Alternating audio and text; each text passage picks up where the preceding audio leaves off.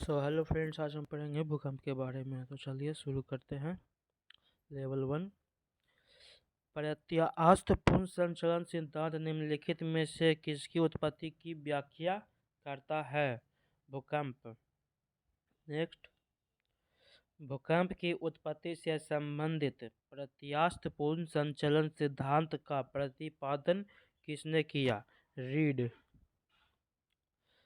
पृथ्वी की आंतरिक संरचना की विश्वसनीय जानकारी प्राप्त करने का प्रमुख स्रोत है भूकंप विज्ञान। भूगर्भ में जिस स्थान पर भूकंपीय तरंगों की उत्पत्ति होती है उस स्थान को क्या कहा जाता है?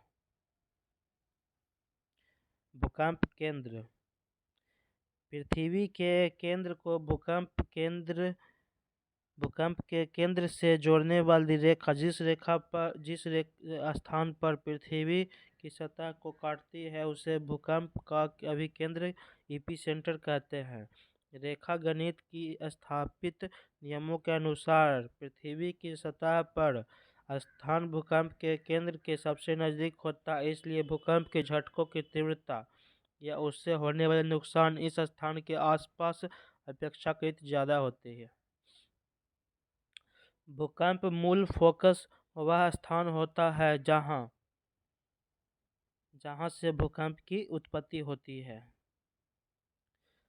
अधिकेंद्र एपिसेंटर भूकंप का एक बिंदु है जो संबंधित है भूकंप उद्गम केंद्र के ऊपर भूपृष्ठीय बिंदु से।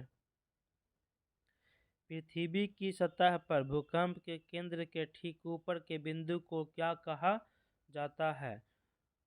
उत्केंद्र एपिसेंटर। भूकंप में धरातलीय तरंगें होती है। एल तरंगें। एल तरंगों का वेग सबसे कम 1.5 से 3 किलोमीटर प्रति सेकंड होता है। यह धरातल पर सबसे अंत में पहुंचती है जिसका भ्रमण पथ उत्तल होता है। यह सर्वाधिक विनाशक तरंग होती है। इन्हें धरातलीय तरंग भी कहा जाता है।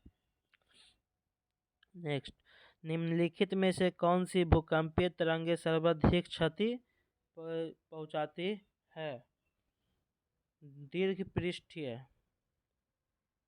निम्नलिखित में से कौन सा सही नहीं है? बी, सम भूकंप रेखा का आकार नियमित रेगुलर होता है। नहीं होता है दोस्तों, बाकी सभी सही है। नेक्स्ट, लेवल 2 निम्नलिखित में से कौन सा कथन सही नहीं है? इनमें से कोई नहीं है, सभी सही हैं। रिक्टर स्केल भूकंप की तीव्रता को मापने का यंत्र सही है। रिक्टर स्केल एक लोगारिथमिक स्केल होता है, यह भी सही है। यह स्केल भूकंप की ऊर्जा को मापता है, यह भी सही है। नेक्स्ट, अंतः सागरीय भूकंपों द्वारा उत्पन्न समुद्री लहरों को क्या कहा जाता है? सुनामी। सुनामी का मुख्य कारण निम्नलिखित में से कौन है? भूकंप।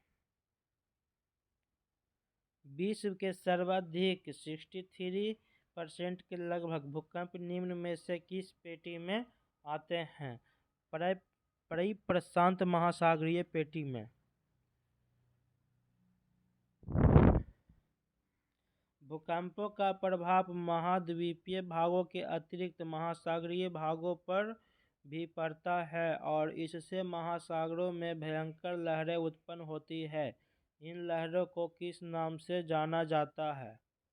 सुनामी। सुनामी किस भाषा का शब्द है? जापानी। किस देश में भूकंप से उत्पन्न विनाशकारी समुद्री लहरों को सुनामी कहते हैं? जापान। समुद्र में भूकंप या अन्य किसी कारण उठी विनाशकारी लहरें को जापानी लोग सुनामी कहते हैं। सुनामी जापानी भाषा का शब्द है। सुनामी शब्दों को शब्द दो शब्दों से त्सुनामी से मिलकर बना है, जिसे त्सु का अर्थ है हार्बर बंदरगाह और नामी का अर्थ है तरंग। तरल पदार्थ से होकर न गुजर सकने वाली भूकंपीय लहर कौन सी है? यस। रिएक्टर स्केल का प्रयोग किसके मापन के लिए किया जाता है? भूकंप की तीव्रता। रिक्टर पैमाना भूकंप की तरंगों की तीव्रता मापने का एक गणितीय पैमाना है। किसी भूकंप के समय भूमि के कंपन के अधिकतम आयाम और किसी यादृच्छिक आर्बिट्रेरी छोटे आयाम के अनुपात के साधारण लघुगणक को रिएक्टर को पैमाना कहते हैं। रिएक्टर पैमाना का विकास 1930 के दशक में किया गया था। 1970 के बाद भूकंप की तीव्रता मापने के लिए रिएक्टर पैमाने के स्थान पर आघूर्ण परिमाण पैमाना मोमेंट मैग्नीट्यूड स्केल एमएमएस का उपयोग किया जाने लगा। नेक्स्ट, सिस्मोग्राफ किसे मापने के लिए काम में लाया जाता है? सिस्मोग्राफ किसे मापने के लिए काम में लाया जाता है? भूकंपीय तरंगों को। लेवल 3। सिस्मोग्राफी किसका विज्ञान है? भूकंप। समान भूकंपीय तीव्रता अर्थात समान बर्बादी वाले स्थानों को मिलाने वाली रेखा को क्या कहा जाता है? समभूकंप रेखा। समभूकंप रेखा वह रेखा है जो मानचित्र पर आरेखित वह रेखा जो उन स्थानों को मिलाती है जिन पर भूकंप के प्रघात की तीव्रता समान होती है।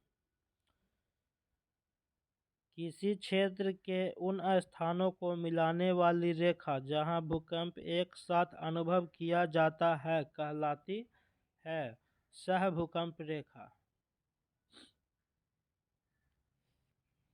समभूकंप रेखा आइसोसीसीमल लाइन का आकार प्रायः होता है अनियमित। समान भूकंपीय तीव्रता अर्थात समान बर्बादी को मिलाने वाली रेखा को समभूकंपीय रेखा आइसोसीसीमल लाइन कहते हैं। समभूकंप रेखा आइसोसीसीमल लाइन का आकार प्रायः अनियमित होता है। भूकंप का कारण है टेक्टोनिज्म। भूकंप की असली वजह टेक्टोनिकल प्लेटों में तेज हलचल होती है या उन्हीं उल्का के प्रभाव और ज्वालामुखी के विस्फोट माइन टेस्टिंग और न्यूक्लियर टेस्टिंग की वजह से भी भूकंप आते हैं। अग्नि ब्लास्ट सर्कल ऑफ फायर प्रशांत महासागर के उस विशाल क्षेत्र को कहते हैं जहां कुल भूकंप का आता है 68%। दोस्तों, परिप्रशांत महासागरीय पेटी विनाशक प्लेट के किनारों के साथ विस्तृत इस पेटी में विश्व के 2/3 ज्वालामुखी पाए जाते हैं। इनका विस्तार अंटार्कटिका महाद्वीप माउंट इरेबस से लेकर प्रशांत के क्षेत्रों किनारों व चारों ओर विस्तृत है। इसे प्रशांत महासागर का अग्निवृत्त fire ring of the Pacific Ocean उपनाम से जाना जाता है। नेक्स्ट, निम्नलिखित में से कौन सी घटना धरातल पर घटित नहीं होती है? सुनामी। सुनामी समुद्र में भूकंप या जमीन खिसकने के वजह से पैदा होती है, जबकि शेष तीनों धरती पर होने वाली घटनाएं हैं। ज्वालामुखी, अपक्षय, अपरदन तीनों धरती पर होते हैं। नेक्स्ट, निम्नलिखित में से कौन सी अनुमेय प्राकृतिक आपदा है? भूकंप। निम्नलिखित में से कौन सा एक एशिया के पूर्वी सीमांतों में होने वाले भूकंपों का कारण बनता है? एशियाई प्लेट के नीचे पैसिफिक प्लेट का अवगमन। भूकंप तरंग के उद्गम बिंदु को क्या कहते हैं? फोकस।